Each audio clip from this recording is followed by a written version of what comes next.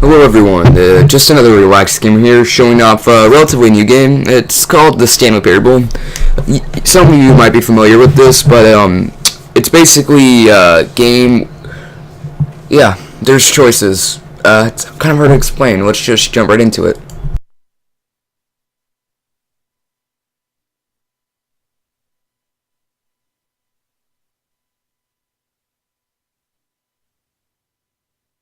This is the story of a man named Stanley. Stanley worked for a company in a big building where he was employee number 427.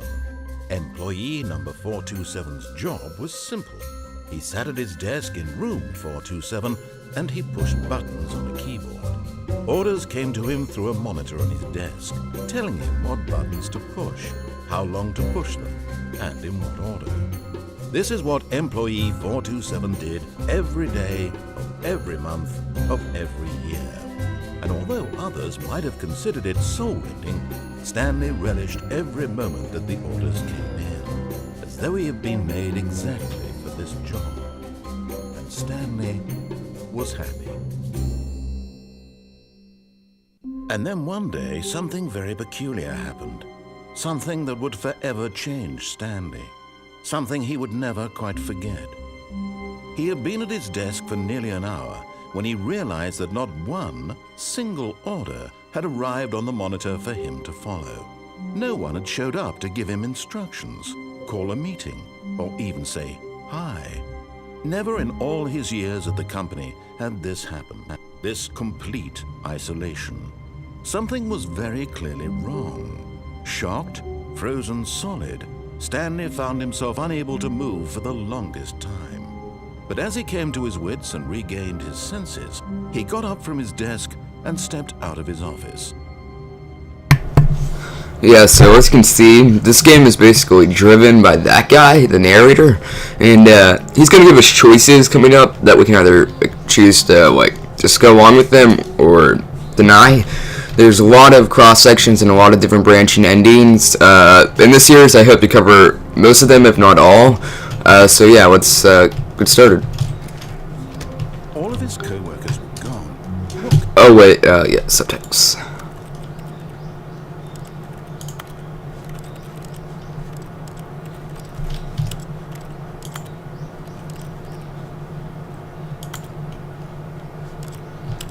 Okay. Stanley decided to go to the meeting room. Perhaps he had simply missed a memo. Yeah, must have just missed a memo. Yeah. Not going crazy.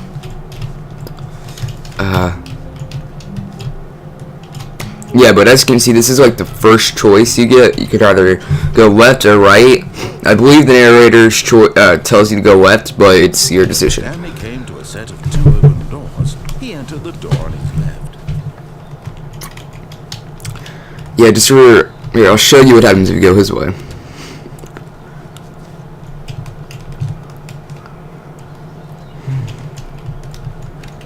Yet there was not a single person here either. Feeling a wave of disbelief, Stanley decided to go up to his boss's office, hoping he might find an answer there. Portion of the primary review schedule. Teenagers, size of demographic, space between the teenagers, and lots of percent. Throw something in the idea bin. No more bins.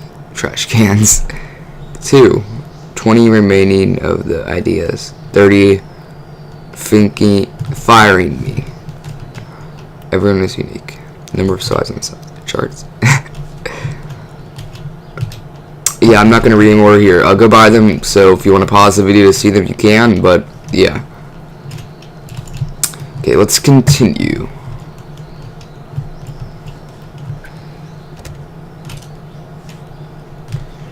Broom closet. Stanley stepped into the broom closet, but there was nothing here, so he turned around and got back on track. There's got to be something in here. There was nothing here. No choice to make, no path to follow. Just an empty broom closet. No reason to still be here. Reverse psychology. I know it. It was baffling that Stanley was still just sitting in the broom closet. He wasn't even doing anything. At least if I'm doing something. he'd be justified in some way. As it is, he's literally just standing there doing sweet FA. Well, F you too. I got brooms. Do you have brooms? I think not. Standing around doing nothing? Why? Because I can. Offer me some explanation here. I'm genuinely confused. Because this broom closet's amazing.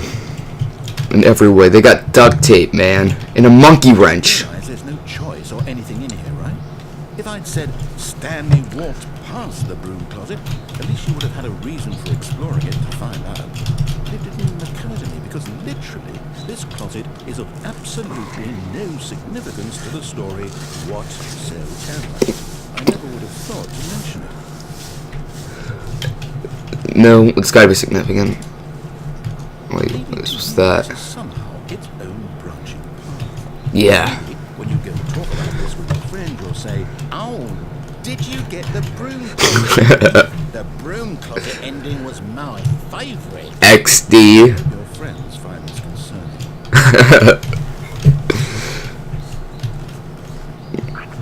There's gotta be Stanley more. was fat and ugly and really, really stupid. Hey. Probably only got the job because of a family connection. That's how stupid he is. That or with drug money. Hey. Also, Stanley is addicted to drugs and hookers.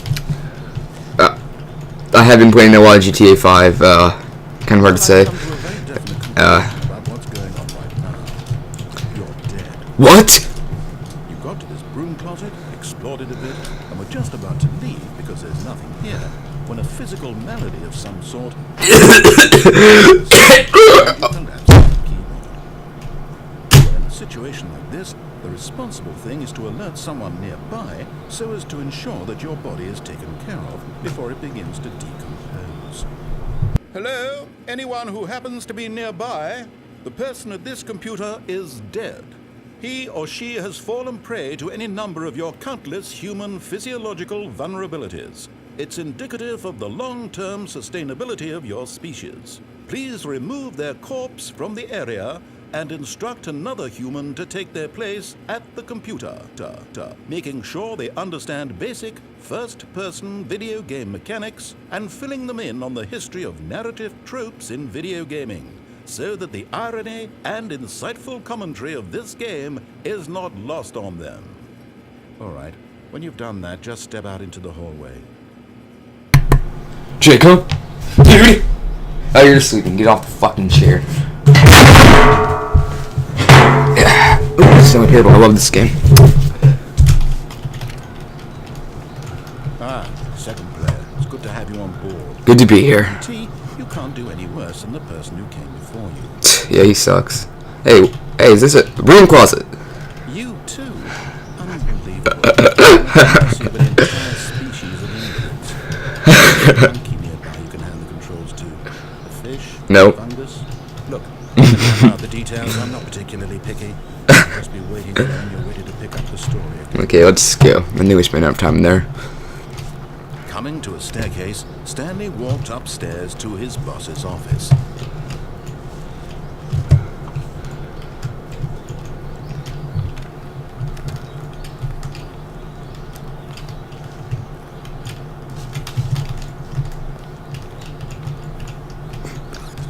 Stepping into his manager's office, Stanley was once again stunned to discover not an indication of any human life.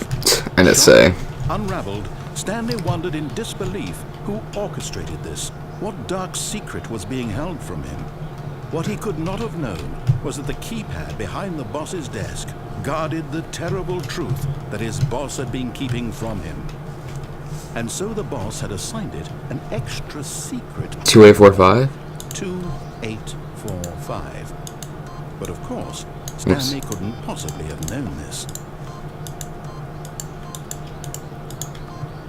Yet incredibly, by simply pushing random buttons on the keypad, I did it! happened to input the correct code by sheer luck. I'm so lucky. Amazing. He stepped into the newly opened passageway. Dark as shit.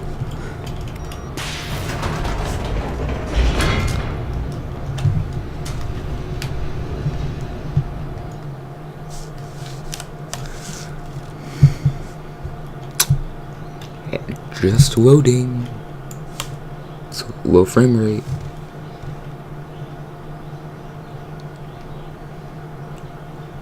Descending deeper into the building, Stanley realized he felt a bit peculiar. It was a stirring of emotion in his chest, as though he felt more free to think for himself, to question the I feel more free to think for myself. Why did he feel this now, when for years it had never occurred to him? Why? The question would not go unanswered for long. Why have I never thought like this before? What's going on? Stanley walked straight ahead through the large door that read Mind Control Facility.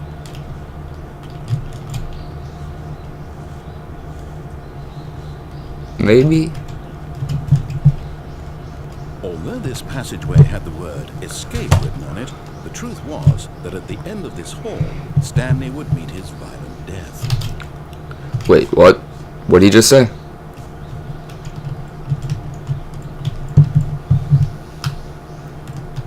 The door behind him was not shut. Stanley still had every opportunity to turn around and get back on track. He's right. I did not die today.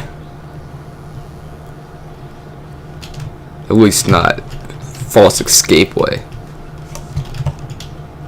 But of course, Stanley thought better of it. Yeah, I'm smart. He simply had too much to live for. Yeah.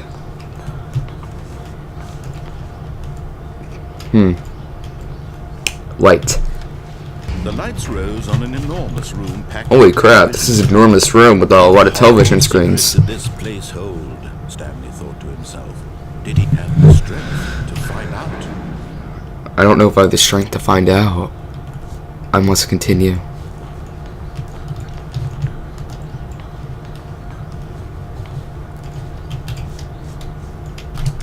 NSA button. Activate. Now the monitors jumped to life, their true nature revealed. Each bore the number of an employee in the building. Wow, Stanley's this is the NSA. lives of so many individuals reduced to images on a screen. Yep, Stanley, NSA. one of them, eternally monitored in this place where freedom meant nothing. So, at least we have it confirmed that Stanley works at the NSA. Let us continue. This mind control facility, it was too horrible to believe. It couldn't be true. Had Stanley really been under someone's control all this time? Was this the only reason he was happy with his boring job? That his emotions had been manipulated to accept it blindly? Typical NSA. No, he refused to believe it. He couldn't accept it. There was a pirate. In someone else's control? Never. He pirated stuff and the NSA caught him. Unthinkable, wasn't it? Was it even possible? Had he truly spent his entire life utterly blind to the world? But here was the proof. The heart of the operation. Controls labeled with emotions. Happy, or sad, or content. Walking, eating, working. All of it monitored and commanded from this very place. And as the cold reality of his past began to sink in, Stanley decided that this machinery would never again exert its terrible power over another human life. For he would dismantle the controls once and for all. Okay, so if I turn it off, Luna's still here, will be free and everything, but if I turn it on, complete power. Off. On. Off. On. Off. On. Off.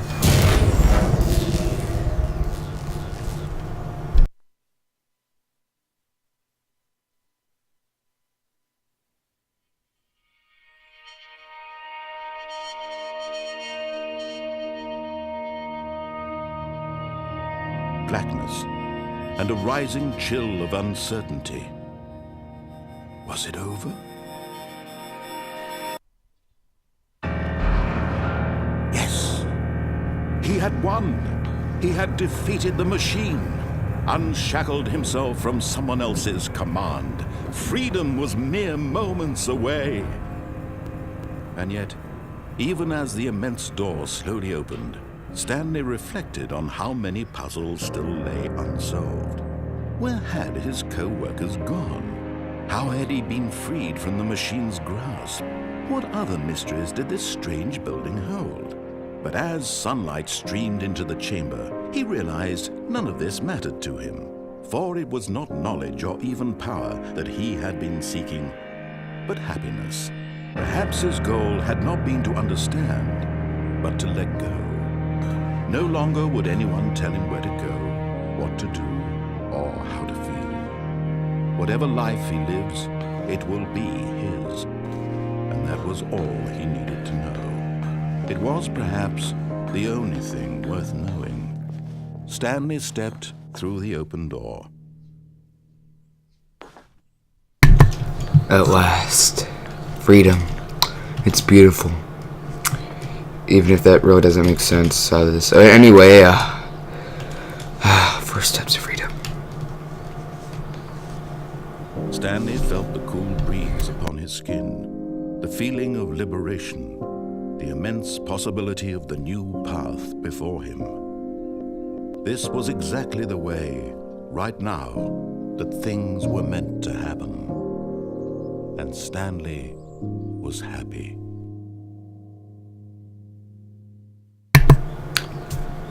Yep, well, that was the freedom ending, I believe. There's a whole lot more endings to that game than that, but I think that'll be good for the first video.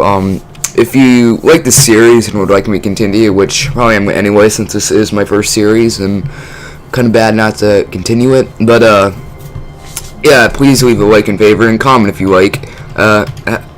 This has been Relaxed Gamer, and I will see you in the next video. See ya.